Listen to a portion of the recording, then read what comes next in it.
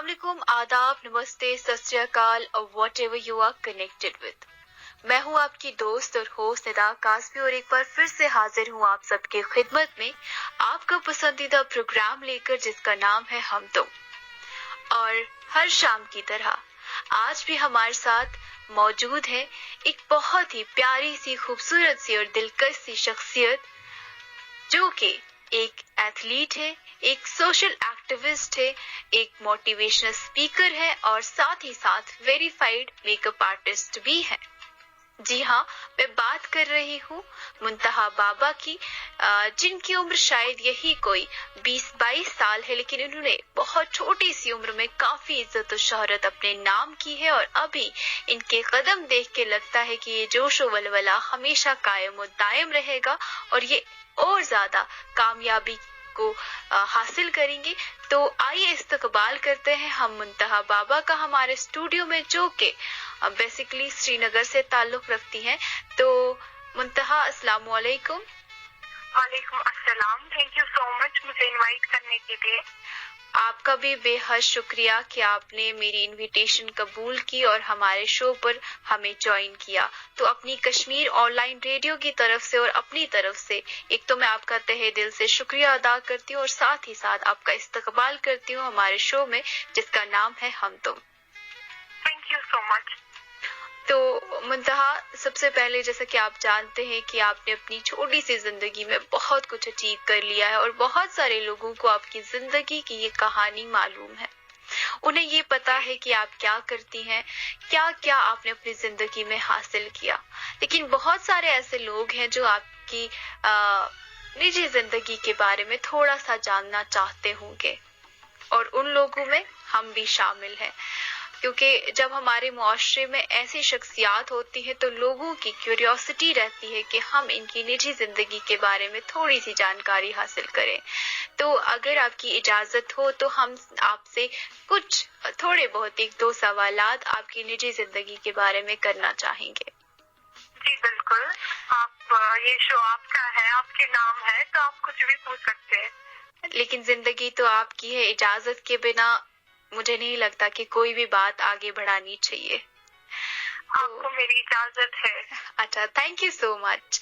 तो मुंतहा, हम जानना चाहते हैं कि मुंतहा का बचपन कहाँ से शुरू हुआ, आप कहाँ पैदा हुई, किन लोगों के साथ आप पली बढ़ी और आपकी तालीम और तरबियत कैसी रही। ओके, तो मैं बेसिकली पांथा चौक श्रीनगर से है, आपने मेंशन किया है जी। तो मैं पैदा पांथा चौक नहीं हुई हूँ, लेकिन मेरी जो जर्नी की स्टार्ट है जो मैंने किया है वो मैंने किया है जब मेरा स्कूल चेंज हो गया।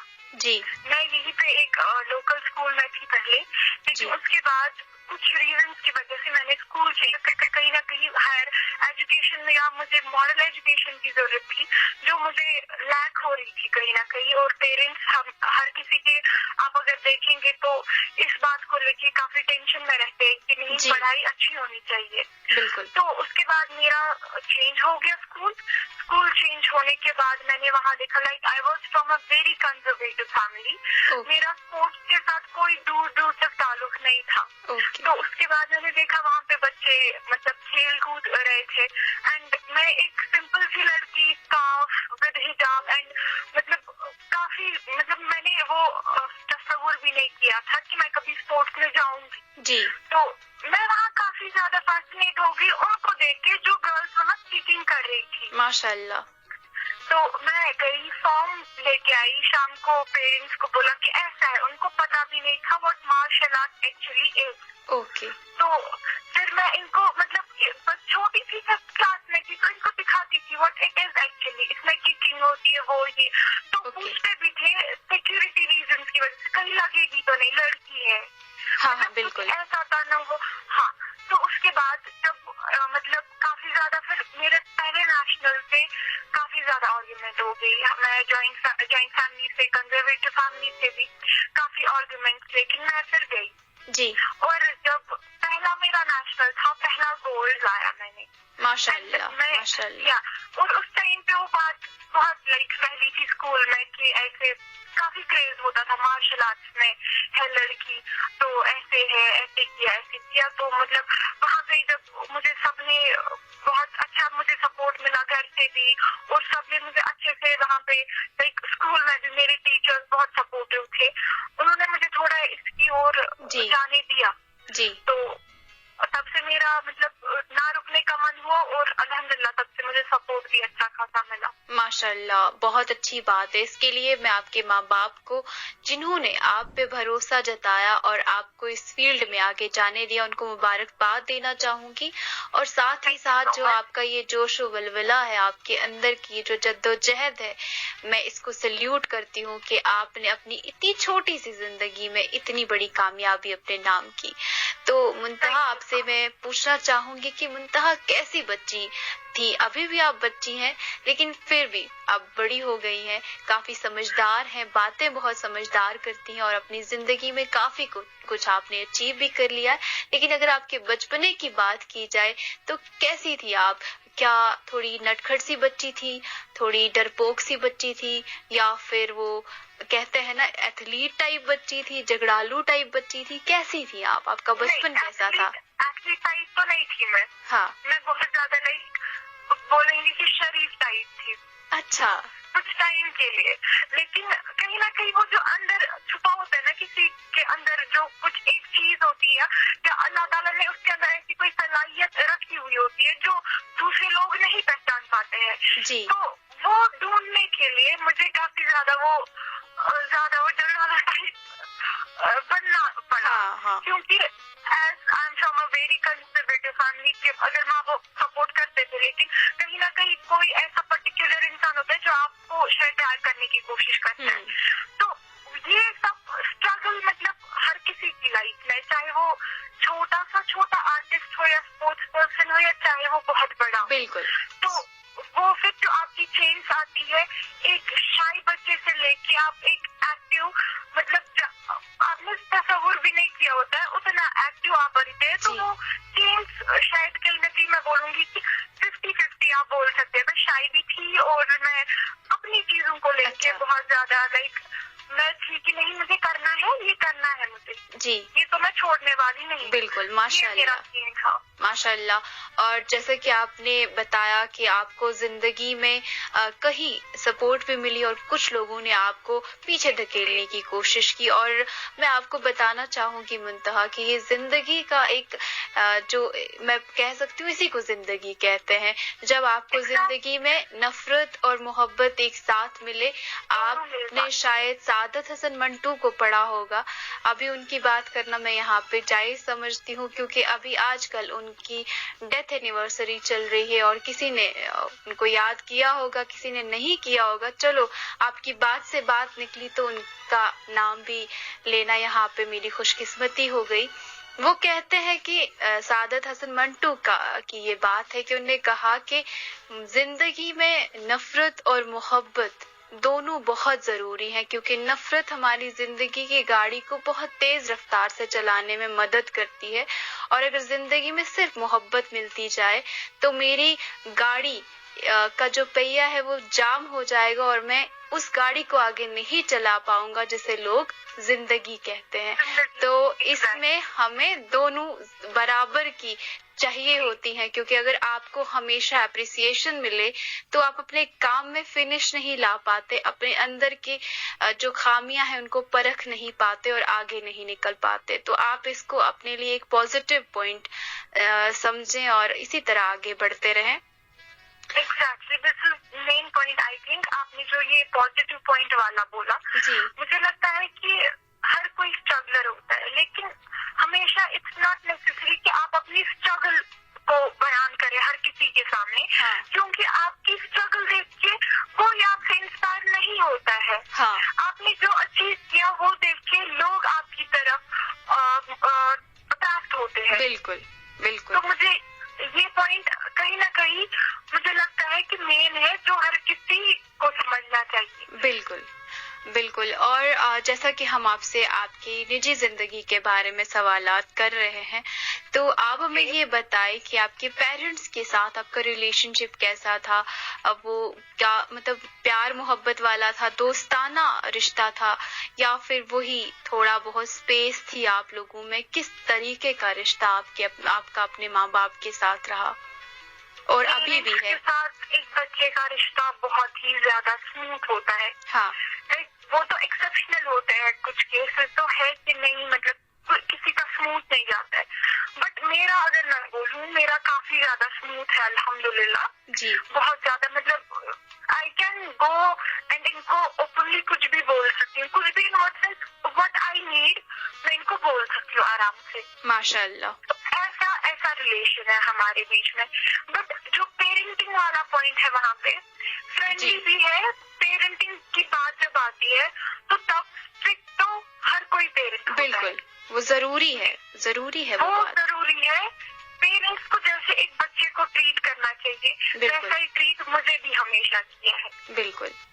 माशाल्लाह ये बहुत अच्छी बात है। और जब बात आती है माँ-बाप की और बच्चों के रिश्ते की, तो बहुत सारे ऐसे लोग होते हैं, बहुत सारे ऐसे बच्चे हैं जो ये शिकायत करते हैं कि हमारे माँ-बाप पुराने ख़यालात के हैं, हमें रोक-टोक करते हैं। तो मैं इस शो के माध्यम से उनसे ये कहना चाहूँगी कि अगर हमारे माँ-बाप हमें रोक-टोक करते हैं या हमारी फैमिली में कोई ऐसा है जो हमें सही-गलत में पहचान करवाता है, तो हमें उन्हें ये नहीं कहना चाहिए कि उनकी सोच गलत है। वो हमें लेके प्रोटेक्टिव है, हमारे बारे में सोचते हैं, हमें सही-गलत का फ़र्क करवाना चाहते हैं, तो इसी वजह से वो हमें लेकर थोड़ा-बहुत कहीं न कहीं स्ट्रिक्ट हो जाते हैं।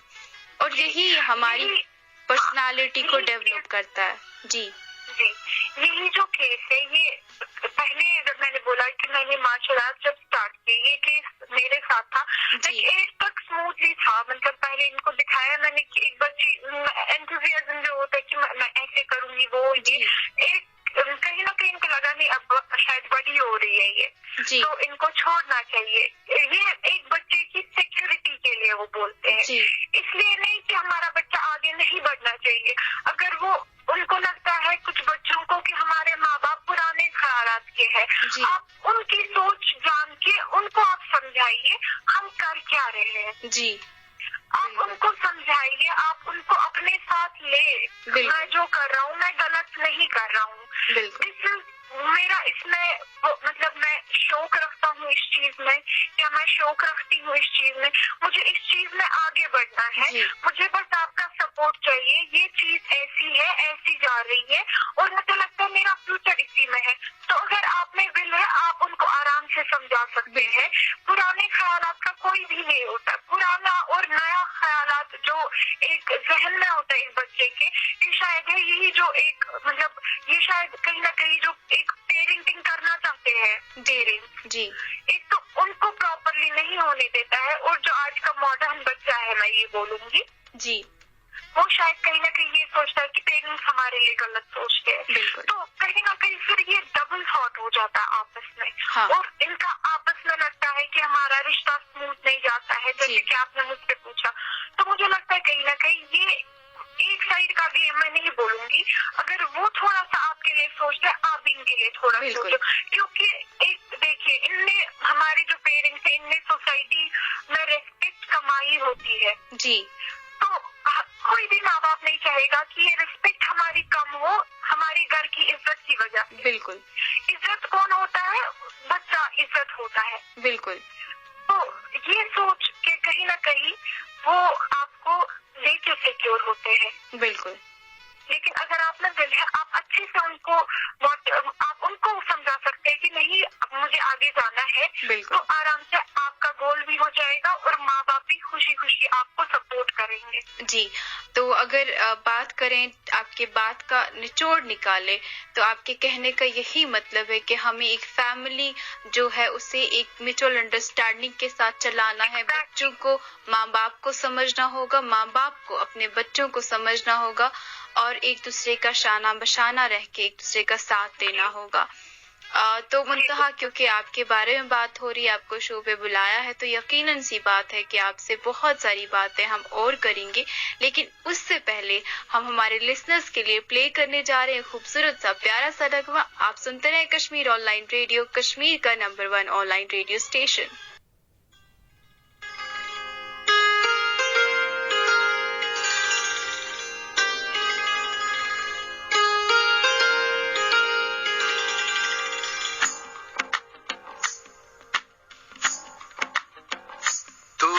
तो जन्नत मेरी, तू ही मेरा जुनून, तू ही तो मन्नत मेरी, तू ही रूह का सुकून, तू ही अखियों की ठंडक, तू ही दिल की है दस्तक। और कुछ ना जानू मैं, बस इतना ही जानू, तुझ में रब दिखता है यारा, मैं क्या करूं, तुझ में रब दिखता है यारा, मैं क्या करूं, सजदे सर झुकता है यारा, मैं क्या करूं, तुझ में रब दिखता है यारा, मैं क्या करूं।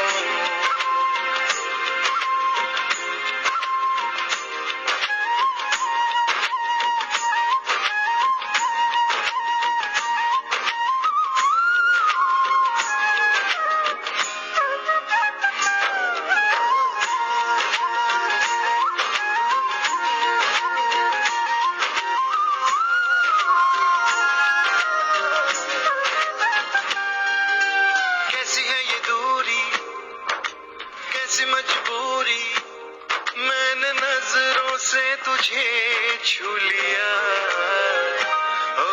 हो कभी तेरी खुशबू, कभी तेरी बातें, बिन मांगे ये जहां पा लिया। तू ही दिल की है रौनक, तू ही जन्मों की दौलत, और कुछ ना जानू, बस इतना ही जानू, तुझ में रब दिखता है यारा, मैं क्या करूं, तुझ में रब दिखता है यारा, मैं क्या करूं, सजदे सर झुकता है यारा, मैं क्या करूं, तुझ में रब दिखता है यारा, मैं क्या करूं।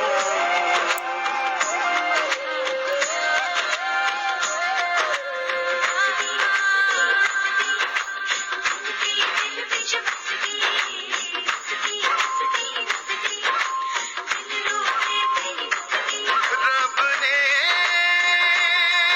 बना दी जोड़ी है।